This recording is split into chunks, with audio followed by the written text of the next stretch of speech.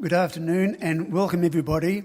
My name is David Hines. I'm a member of this church but also several other organisations here, and so I'd like to welcome several of the groups that I know from who are here.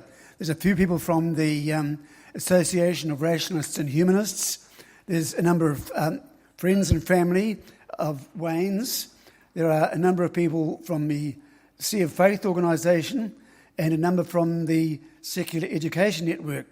I myself belong to three of those organisations, and I'm occasionally seen as a freak for belonging to religious and atheist organisations at the same time. And that was even before I had surgery on my nose.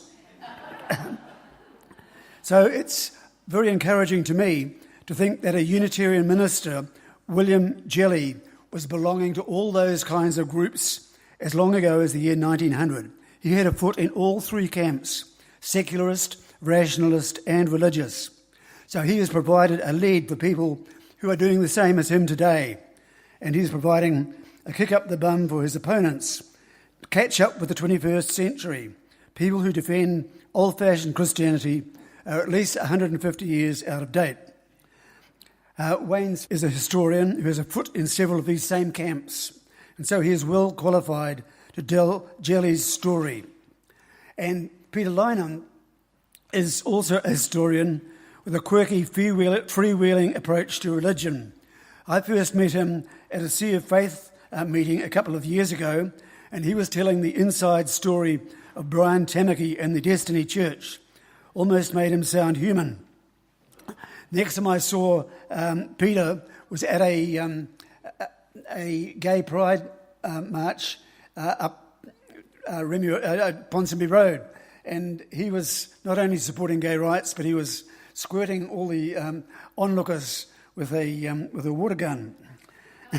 So I'm not sure whether today he is going to be doing more speaking or entertaining or going to squirt you with water guns. But I'd like to invite Peter to speak to you now.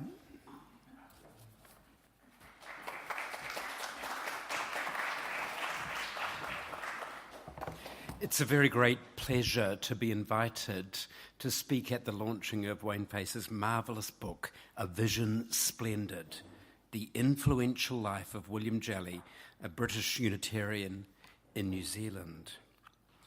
Early this week, I purchased for my Kindle a history which I didn't quite understand, but it was going very cheaply, a history of the creation of the state of Kansas in the United States. And I don't even really know why I purchased the history, except that it was $1, reduced from $30 or something like that, and that it wasn't going to take any space in my shelves, which is always a critical concern in these days of conserving space. But as I began to read it, a fascinating story revealed itself. That as the state of Kansas was created in the 1850s and settled, it sat in that dangerous position between and beside Mississippi and the slave-owning states that were to be part of the Confederates, and of others who wanted to create a free United States where slaves were free. And in order to somehow control the structure of Kansas, the critical issue was going to be where it would stand on the slave-owning question. And at that point, Unitarian congregations in Boston and in other parts of New England devised an extraordinary plan that they would sponsor settlers who would go in sufficient numbers to Kansas so that the majority was swayed from the control of the slave-owning people from Mississippi into those who stood for a free state and a free society. That kind of vision of Unitarian, well, how could one describe it? Ambitious vision extraordinary desire to see social and political change gave me, I think, a reminder that as early as the 1850s, and of course far before that, Unitarians had stood on that uncomfortable frontier of social and political change. Now, William Jellie, whose life is recorded in this marvellous book that Wayne has written, was not your average Unitarian, raised, as you will find when you read the story, in the world of Northern Ireland, where there was a historic Unitarianism, but one that's often overlooked, because we tend to think of Ireland in much, extreme format that really the Unitarians didn't fit. And then going on in his education to be deeply concerned about creating a Unitarian ministry to the working class. Again, a very unlikely combination in the world's most middle-class denomination, one could describe it as. This was the man who responded to the call created by the British and Foreign Unitarian Society to send and create a Unitarian presence in the new colony of New Zealand, and who arrived and met the family of the Mackeys, whose names are recorded here, and began the building of this church and the founding of this congregation. It's a very significant story in which exactly the same elements of profound social and political vision were very closely related to Jellie's emphatic liberal approach to religion. And it's clear that there is an integrity between those positions that deeply marked the interior of that, vehement man that was William Jellie, with a sense of purpose and drive, making him, perhaps at sometimes overpowering to people, but always a man with vision and purpose. The story that Wayne has here told is a story that has been neglected by New Zealand history too much. You would sometimes think, if you listen to New Zealand historians, as though that phase of liberal reform that developed in the 1890s and the 1910s was just sort of homegrown, homespun imagination of let's give everything a try. But what the story of William Jellie shows is that in fact there were crucial liberal, social and political ideas that deeply infused the key reformers of that significant period in New Zealand history. And Jellie knew them, influenced them, shaped them, and was himself shaped in return. And the story of Jellie's subsequent life after the ministry and after his subsequent ministries, colourful ministries, it would have to be said, in Wellington and in Timaru, which led him to the Workers' Educational Association and his many, many years in which his combination of high-flown intellect, his lectures on Dante, his deep appreciation of culture and society, and his critical awareness of social issues and concerns are all captured in this book. And for those of us who love the detail, and Wayne is a man for detail, it has to be said, there is marvellous detail of the lectures that he gave. Would that there were bodies like the Workers' Educational Association flourishing today. Unfortunately, So often, universities are full of people in narrow compartmentalization and know a great deal about very, very little, really, and reduce it to details about trivia so much. But Jellie was a man who knew no real boundaries in his thinking. He took an adventure of knowledge and explored it and expanded it.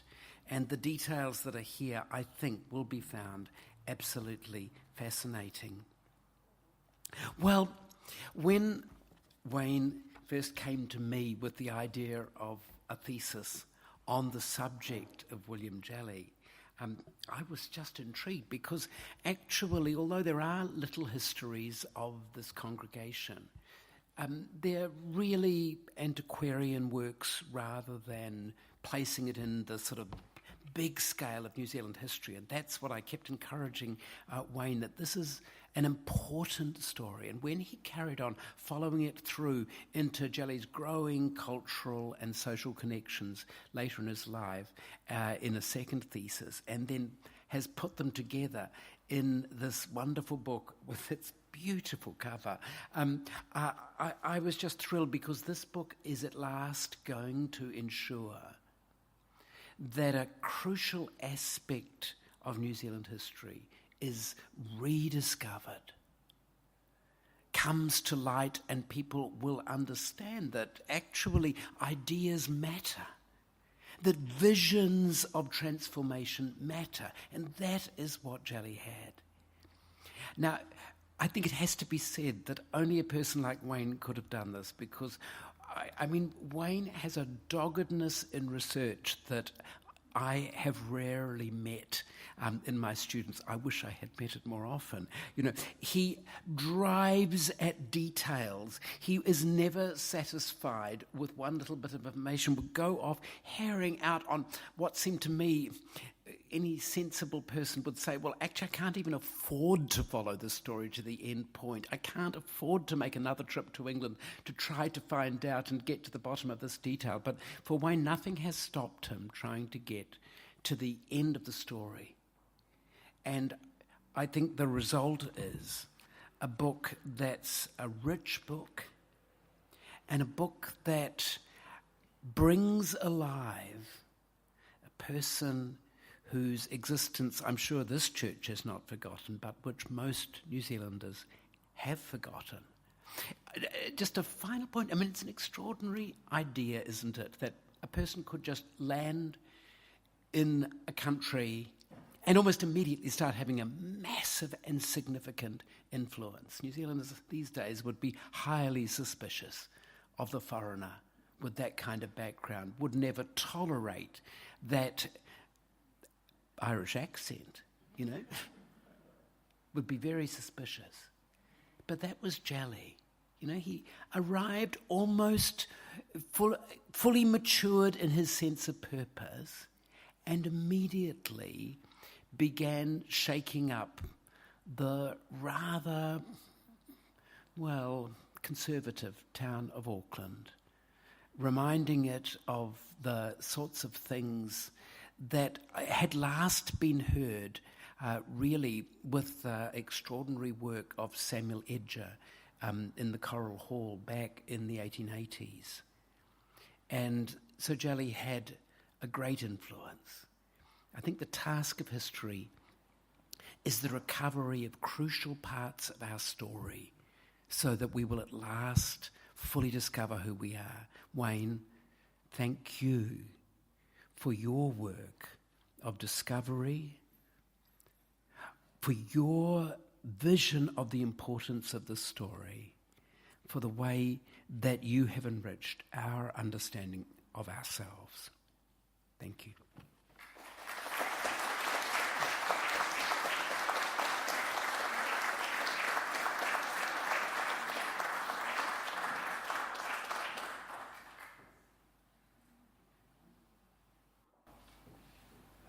Thanks very much, Peter.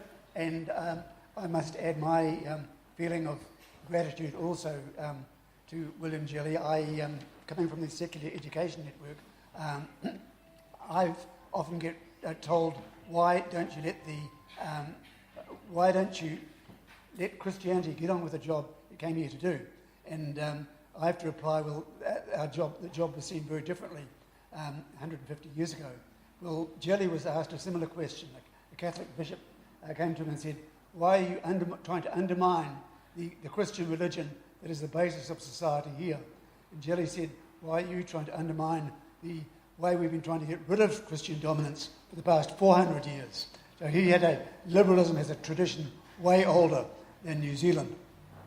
But next we'll be asking Wayne to speak to you, but after that will be a chance for you to buy a copy of the book here, have Wayne sign it for you, and also to have some more food and drink and mixing if you have left any from earlier.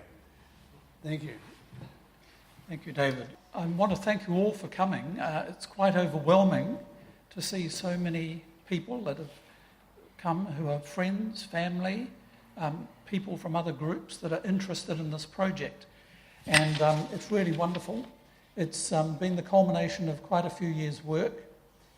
And you'll probably all understand the phrase, standing on the shoulders of others. And I just want to let you know that, in fact, I stand on the shoulders of others.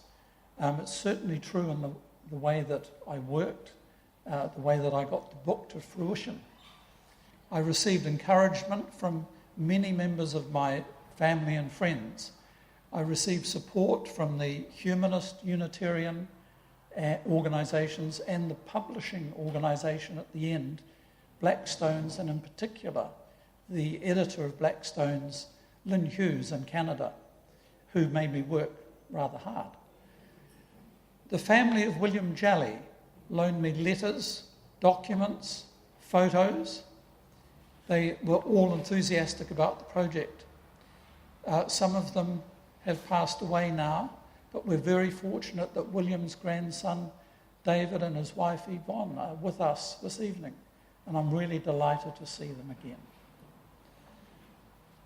I've received help, and as Peter said, tracking down details is something that I tend to obsess about.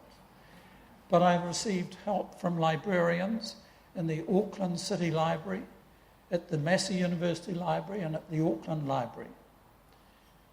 I've also had the pleasure of studying with Peter, and it's been informative, it's been very enjoyable. I went back to university later in life because I had a passion for history. I always had that passion, and I was very fortunate to meet up with Peter. It's true, as Peter said, that I do have been visiting England on a fairly regular basis.